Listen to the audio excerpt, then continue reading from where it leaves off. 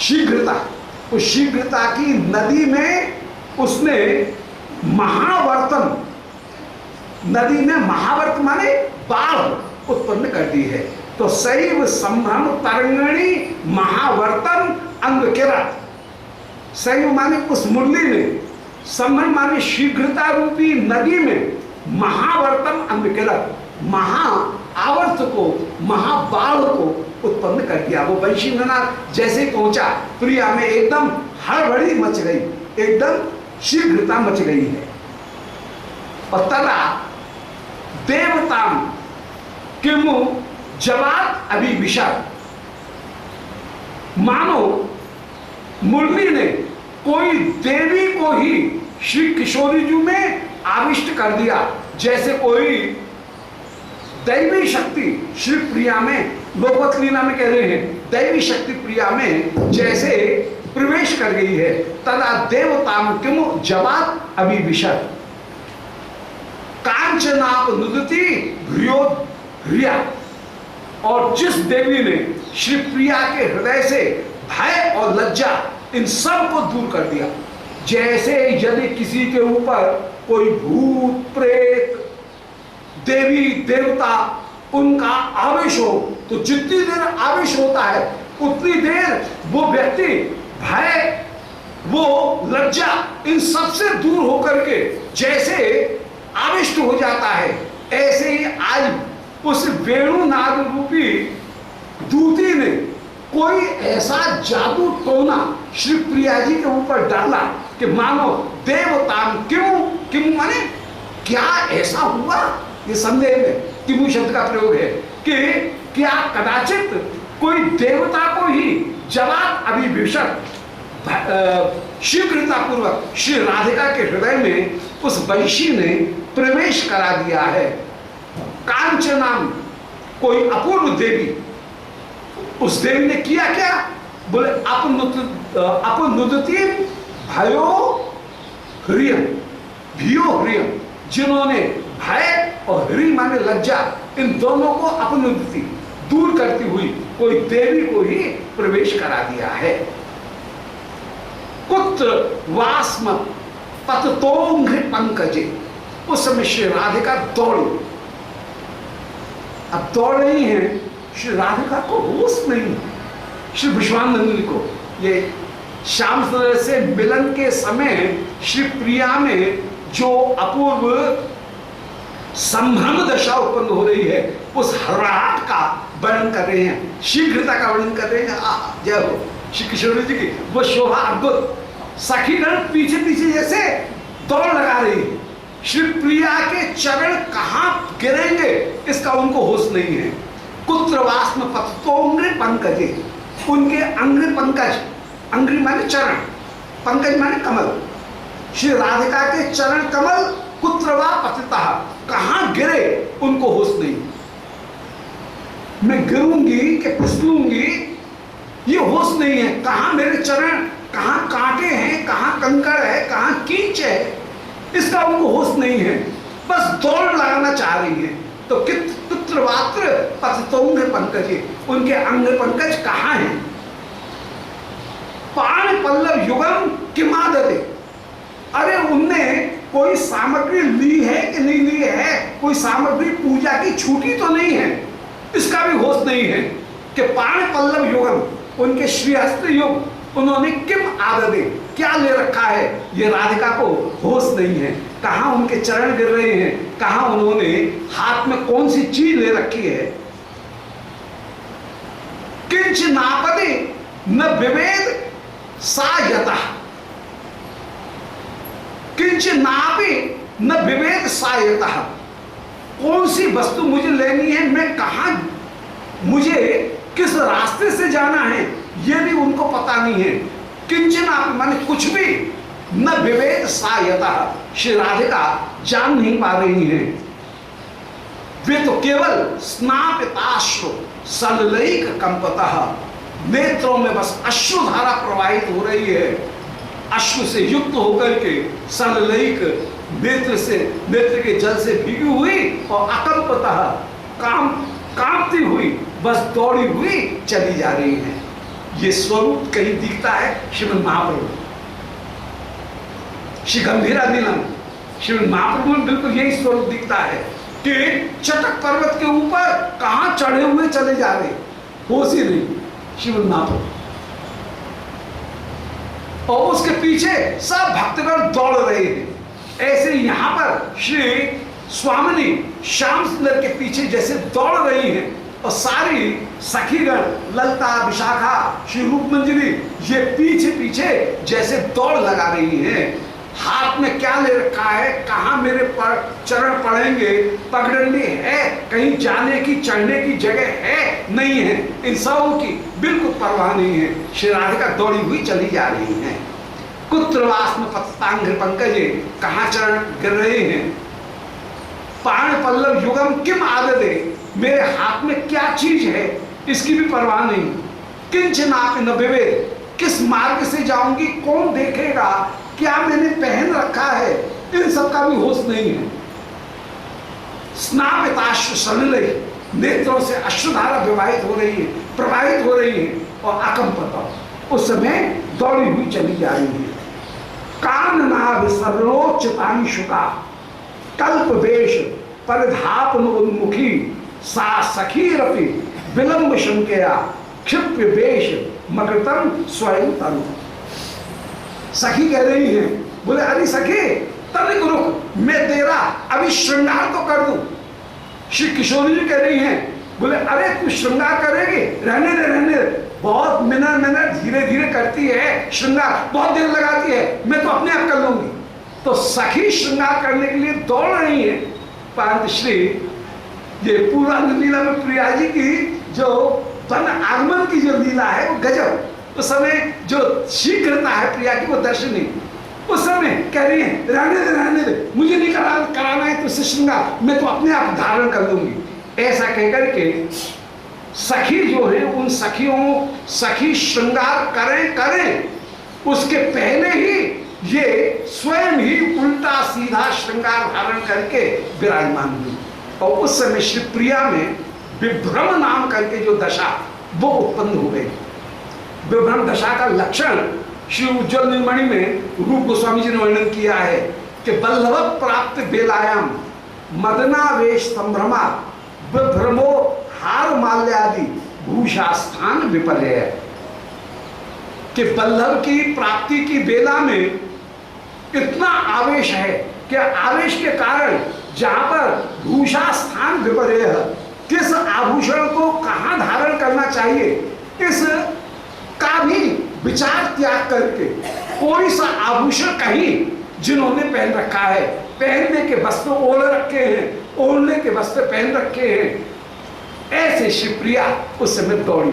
उसी शोभा का वर्णन कर रहे हैं, उसी शीघ्रता का यहाँ पर वर्णन कर रहे हैं कि कानन अभिसरण उचिताम शुक, वन में अभिसार करने के उचित जो वस्त्र हैं, अंशुक, अंशुक माने वस्त्र, तो काननाभिसरण उचितानि शुका,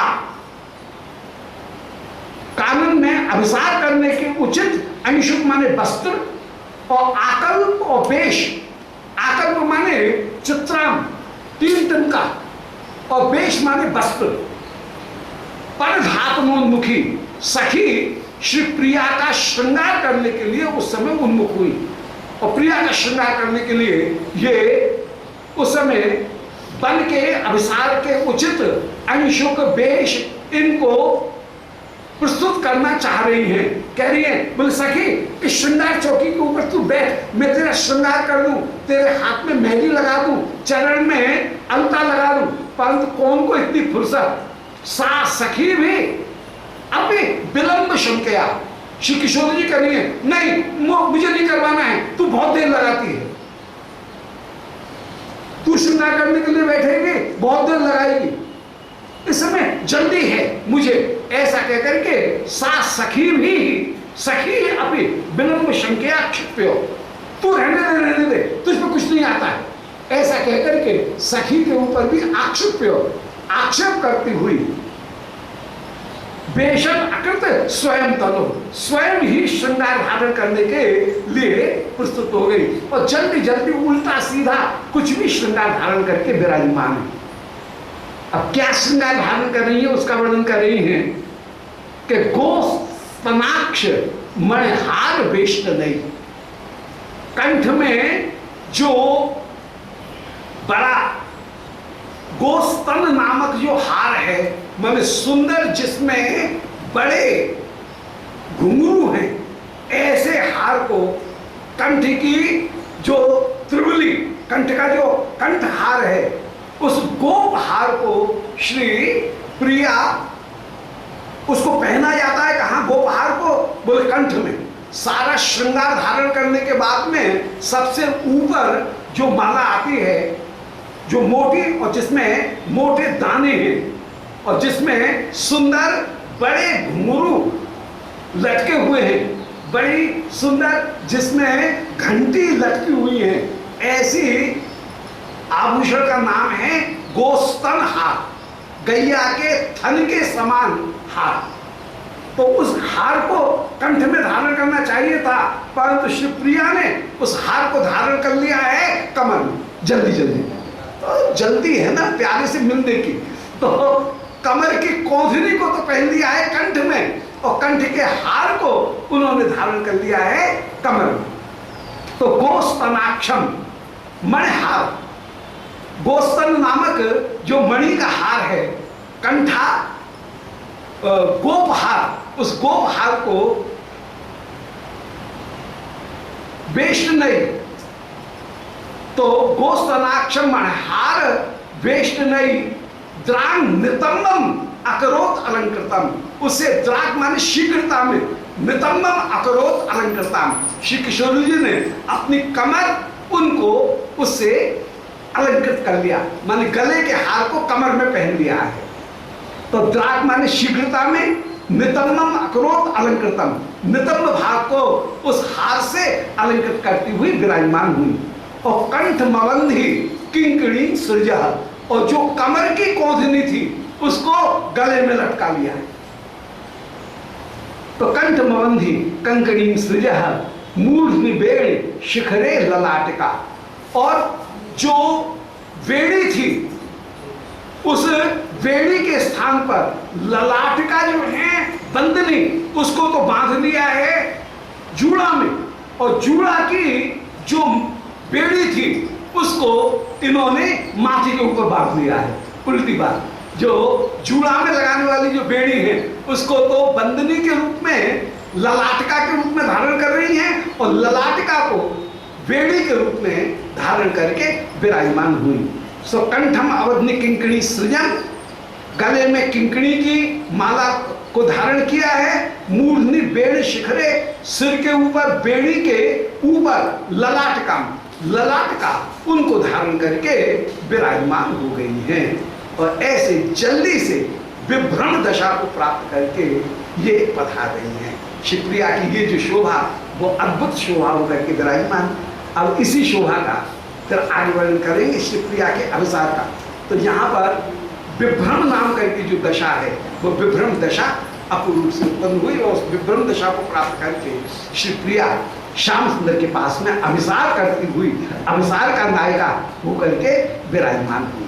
बोलो श्री लाली लाल की जय, गोविंद जय जय, गोपाल जय जय, श्री कृष्णाक्षम परम धाम जगद्धाम नमामि तत्, हृदयस्य प्रेरणया प्रवर्तितोऽहं वराकरूपोऽपि तस्य हरेः पदकमलं वन्दे श्री चैतन्यदेवस्य, वन्देऽहं श्रीगुरोः श्रीयुत्पदकमलं श्रीगुरून् वैष्णवांश्च, श्रीरूपं साग्रजातं सहगण रघुनाथान्वितं तं सजीवं साद्वैतं सावधूतं परिजन सहितं श्रीकृष्ण चैतन्यदेवं श्री राधा कृष्ण पादान् सहगण ललिता श्री विशाखान्वितांश्च, आजानुलम्बित भुजौ कनकावदातौ संकीर्तनैकपितरौ कमलायताक्षौ, विश्वम्भरौ द्विजवरौ युगधर्मपालौ वन्दे जगत्प्रियकरौ,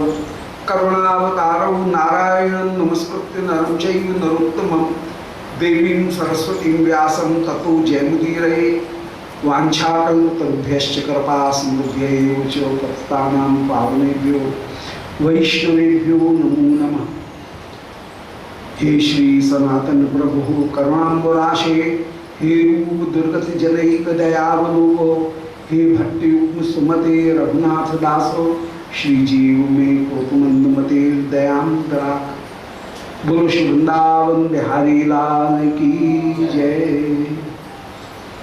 परम मंगल श्रीमद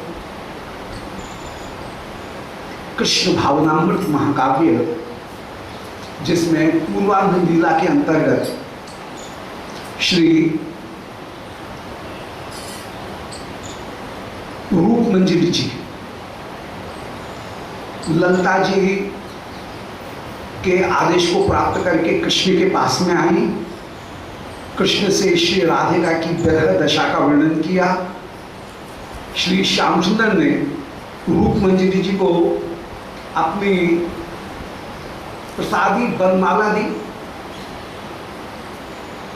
और मधुमंगल ने कहा कि आप चंपक माला को श्याम सुंदर के पास में भिजवाए।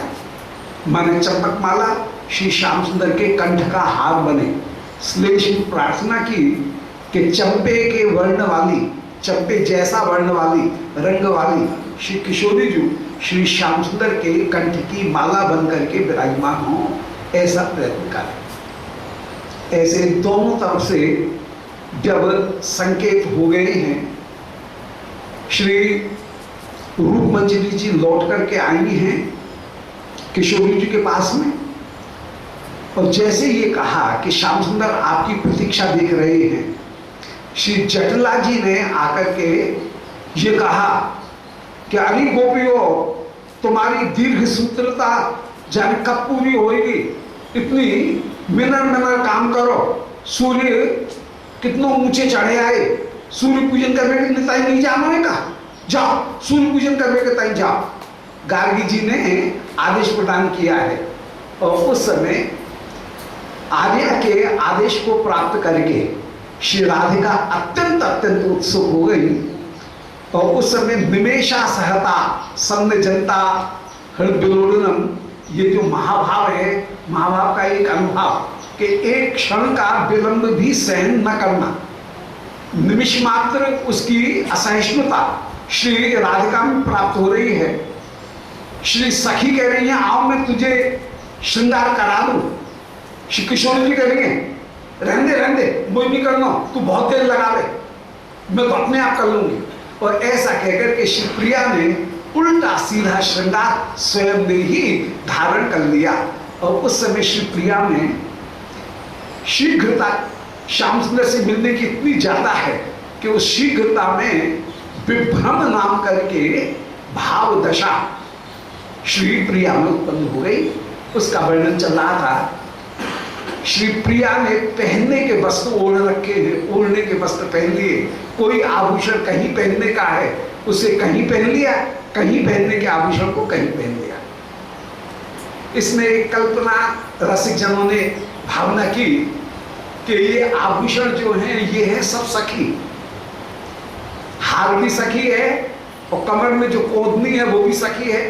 तो श्रृंगार सखी वे मानो सक्षिक रीति में आपस में मिल गई और मिल करके कह रही हैं, बोले अरे सखी, माने कटी रूपी सखी कंठ रूपी सखी से कह रही है कि अरे सखी, अरे देखूं तो सही, तेरा हार तो बड़ा सुंदर है, इस हार को मैं पहन करके देखूं। तो जैसे सखियां परस्पर अपने आभूषणों को बदल करके पहन लेती हैं, ऐसे ही कंठ रूपी सखी ने कटी की कोधनी को धारण कर लिया है और कटी रूपी सखी ने कंठ में पहनने वाला जो गोस्तन नाम करके मणिहार है, सुंदर बड़े बड़े जिसमें घुंघरू हैं, ऐसे गोस्तन रूपी जो हार, वो उस हार को आज कटी रूपी सखी ने धारण कर लिया है। तो जैसे सहेली स्नेह में एक दूसरे के आभूषण को बदल करके पहनती हैं, जरा देखो तो सही मेरे कैसे लगे, मेरा तू पहन दे, तेरा मैं पहन लूं, जैसे बदल करके पहन लेती हैं, ऐसे ही यहाँ पर विभिन्न श्रीअंग रूपी सखियों ने आभूषण को जैसे पलट करके पहन लिया है। ऐसा मालूम होता है। ये उत्प्रेक्षा करते हुए विराजमान हो रहे हैं। 38वें श्लोक में कल कह आए थे कि गोस्तनाक्ष मने हार वेष्ट नहीं। गोस्तन माने गले में पहने जाने वाला गोप हार, बड़ी ठूसी जो ऊपर से धारण की जाती है, उस ठूसी हार को गोस्तन के, जिसमें बड़े बड़े नग और बड़े बड़े मोती जिसमें लगे हुए हैं, ऐसे गोस्तन नामक हार को द्राग नितम्बम अकरोत अलंकृतम, श्री राधिका ने अपनी कटी के ऊपर धारण कर लिया, नितंब के ऊपर धारण करके विराजमान हुए, कमर में धारण कर लिया है। और कंठ मंग वंदित कंकणी सृजन, और किंकणी माने कमर में पहनने वाला जो कोधनी का आभूषण था, उसको श्री वृषभानंदिनी ने, नुकुंजेश्वरी ने आज कंठ में धारण कर लिया है। रासेश्वरी उसको कंठ में धारण करके विराजमान हुई। और मूर्धनि बेड़ शिखरे ललाटका, जो जूड़ा बांध रखा है उसमें तो इन्होंने जो बंदनी है ललाट का, ललाट के ऊपर धारण करने वाली जो बंदनी है उसको तो बैनी के ऊपर बांध लिया, और बैनी के ऊपर बांधने वाला जो बेड़ी है उस बेड़ी को इन्होंने माथे के ऊपर बांध लिया है। तो कोई का आभूषण कहीं धारण करके विभ्रम दशा को प्राप्त हो रही है। उसी का लक्षण उज्ज्वल नीलमणि में वर्णन किया गया था कि बल्लभ प्राप्त बेलायाम मदनावेश संभ्रमा विभ्रमो हार माल्य आदि भूषा स्थान विपर्य। हार माल्य इत्यादि भूषाओं के आभूषणों के स्थान का विपर्य प्राप्त हो जाना, उसका नाम विभ्रम दशा है। उस विभ्रम दशा में विराजमान हो गई। अब विभ्रम दशा का ही आगे वर्णन कर रहे हैं। 39वां श्लोक देखेंगे, पद्य देखेंगे कि लोचने मृग मद द्रवांजिते भाल मंजन विशेष कार्चितम हंत यावक रसेन निर्ममे स्थासकम तन मनुदित ज्वरा। श्री विश्वानंदिनी ने, रासेश्वरी ने, लोचने मृगमद द्रवांजिते, नैनों में तो नैनों के ऊपर जहां काजल लगाना चाहिए था, अब उस काजल के स्थान पर कस्तूरी लगा करके विराजमान हो गई। अब कस्तूरी भी काली होती है, काजल भी काला होता है, परंतु इनको होश नहीं है। नैनों में जहां पर काजल लगाना चाहिए था वहां पर लोचने मृगमद द्रव अंजिते, दोनों नेत्र, लोचने द्विवचन का प्रयोग है, दोनों नेत्र मृगवत द्रव अंजिते, ये कस्तूरी के द्रव से अंजित हो गए, नैनों में कस्तूरी लगा करके विराजमान हो गए। और भालम अंजन विशेष कार्चितम, और श्री मस्तक के ऊपर कस्तूरी की जो श्याम बिंदु लगानी चाहिए थी, श्याम बंदनी, उस श्याम बंदनी की जगह है कज्जल की बिंदु मस्तक के ऊपर लगा रही है। नैनों में कस्तूरी लगाने लगी और श्री मस्तक के ऊपर काजल की बूंद लगा करके विराजमान। नेत्र की वस्तु पहुंच गई ललाट पर, ललाट का जो श्रृंगार है रंजन वो पहुंच गया नेत्र में। हंत यावक रसेन निर्ममे स्थासकम, और श्री किशोरी जी ने यावक माने जो अलता का रस था, उस अलता के रस को चरण में तो लगाया नहीं, जल्दी जल्दी में आलता को अपने मस्तक के ऊपर खोर के रूप में धारण करके विराजमान हो गए। स्थासकम, बिंदी के नीचे एक छोटी सी जो लकीर, प्राय दाक्षिणात्य विधि में नीचे खोर धारण की जाती है, तो उस खोर को श्री मस्तक की बिंदी और उसके नीचे एक छोटी सी लकीर जो कि चंदन की या भस्म की धारण की जाती है, तो उस चंदन या भस्म की उस खोर के स्थान पर इन्होंने अलता जो है वो अलता को मस्तक के ऊपर लगा दिया। तो हंत यावक रसेन निर्मम के में स्थासकम, मस्तक के ऊपर खोर उसको यावक रस से लगा दिया है। नाक के ऊपर भाल में बीच में एक छोटी सी रेखा जो की लगाई जाती है। प्राय दाक्षिणात्य विधि में, दक्षिण में प्राय सभी महिलाएं लगाती हैं, सभी पुरुष भी लगाते हैं। नीचे खोल जो है वो खोल जरासी लगा करके विराजमान होते, बीच में एक छोटी सी रेखा। तो उस खोल को स्थासक जो है, उस स्थासक को इन्होंने तनु अनुदित त्वरा, उनको श्रीमस्तक के ऊपर धारण कर लिया। तो राधा इन्होंने खोल लगा करके आज तनु अनुदित त्वरा, इस प्रकार शरीर जो है उसमें उदित त्वरा, तनु अनु उदित त्वरा, इनके श्रीअंग में अत्यंत त्वरा उस समय उदय हो रही है। और जल्दी जल्दी में, जल्दबाजी में कहीं का आभूषण कहीं धारण करते हुए विराजमान है। ये खोर कहीं रक्षा के लिए, कहीं डिठोना के रूप में जो लगाई जाती है, डिठोना नजर नहीं लग जाए तो उसके लिए कभी थोड़ी के ऊपर 3 बिंदु, कभी मस्तक जो है उसके ऊपर एक हल्की सी रेखा, उस खोल को उसमें धारण करके विराजमान, नजर नहीं लग जाए, इसके लिए प्राय उसको लगाते। अब नील मंजुल निचोड़ संवृता, श्री विश्वानंद ने उस समय नीले रंग के मंजुल जो ओढ़नी उसको धारण करके विराजमान हुई। नील निचोड़ जो नीला जो ओढ़नी, उस नीली ओढ़नी को धारण करके शिवप्रिया विराजमान हुई। शास्त्र में एक आदेश भी दिया गया है, जहां कोई भी व्रत या व्रत नहीं हो तो सामान्य व्यवहार की रीति में भी जो पयोव्रत है, उस पयोव्रत में जहां विधि निषेध का श्रीमद् भागवत में वर्णन किया गया, वहां पर पयोव्रत के प्रसंग में ये कहा गया कि बिना नासंबीता ब्रजे बही, बिना कोई उत्तरीय वस्त्र लिए बिना महिला को, स्त्रियों को घर के बाहर नहीं निकलना चाहिए। माने महिलाओं को घर के बाहर निकलते समय कहीं कोई चादर या कोई दूसरा एक जो वस्त्र है उसको भी धारण करके तो जाना चाहिए। ये नासंबीता बहिर्ब्रजे, ये कहीं वो जहाँ पर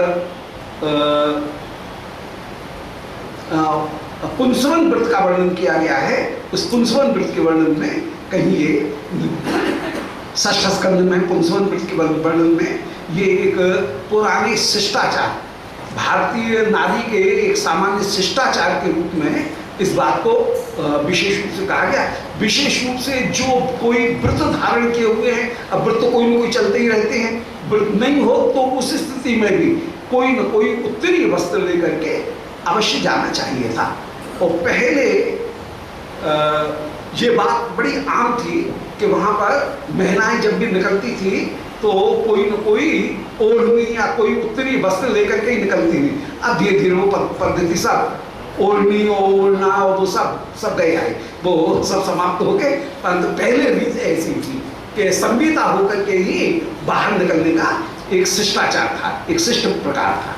तो आज नील मंजुल निचोल संवृता, श्री विश्वानंद ने नील मंजुल सुंदर जो ओढ़नी उससे समृद्ध होकर के आप ओढ़नी को धारण करके शिवप्रिया जी निकल रही है।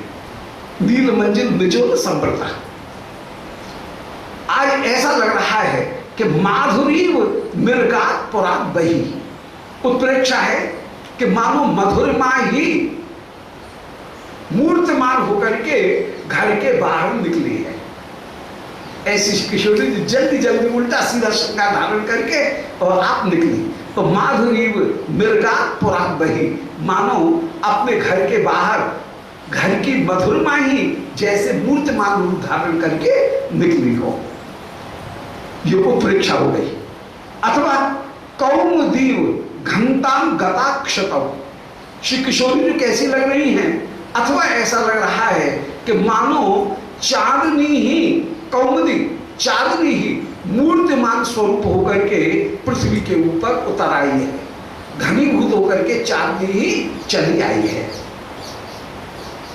आग भी सह किम घनेन नेतात्मनोन्तरे, अथवा ऐसा लग रहा है कि मानो किसी बादल ने किसी बिजली को अपने भीतर, कौमुदी को ही, चांदनी को ही अपने भीतर घेर लिया है, बांध लिया है।